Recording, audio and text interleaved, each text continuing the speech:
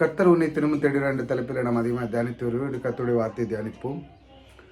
தேவன் ஐஸ்வர்யத்தையும் சம்பத்தையும் எவனுக்கு கொடுக்கிறாரோ அவன் அதிலே புசிக்கவும் தன் பங்கை பெறவும் தன் பிரயாசத்திலே மகிழ்ச்சியாக இருக்கவும் அவனுக்கு அதிகாரம் அளிப்பது தேவனுடைய அனுக்கிரகம். தேவனுடைய அனுக்கிரகம் பார்த்துங்க எப்படி இருக்கு பாருங்க. அவனுக்கு ஐஸ்வர்யம் சம்பத்து இதெல்லாம் கொடுத்து அவனுக்கு எல்லா விதமான சகல அதிலே அவன் புசிக்கவும் பங்கு பெறவும் இந்த மாதிரி கர்த்தர் அனுக்கிரகமாக உங்களோடு கூட இருக்கிறாருங்க.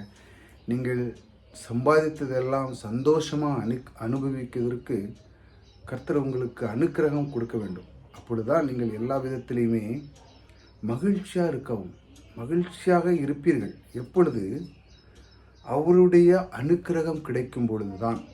இது எப்பவும் தேவனுடைய வார்த்தையிலே நிலைத்திருந்து அவருக்குள்ளே நாம் தினமும் அவருடைய வார்த்தையை தியானிக்கும் பொழுது இந்த மாதிரி இந்த நம் சம்பாதித்து வைத்த சம்பத்தையும் நமக்கு புசிக்கவும் நமக்கு பங்கு பெறவும் நம் செய்கிற கையிட்ட காரியங்கள் எல்லாம் மகிழ்ச்சியாகவும் இந்த அனைத்தையும் தேவன் என்ன செய்கிறார் பாருங்க, அனுக்கிரகமாய் உங்களுக்கு கொடுத்திருக்கிறார்.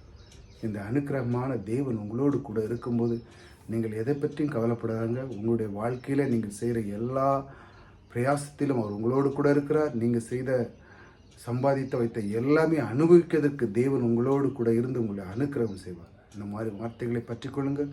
கர்த்தர் உங்களோடு கூட இருக்கிறார். கர்த்தர் உங்களை ஆசீர்வதித்திருக்கிறார்.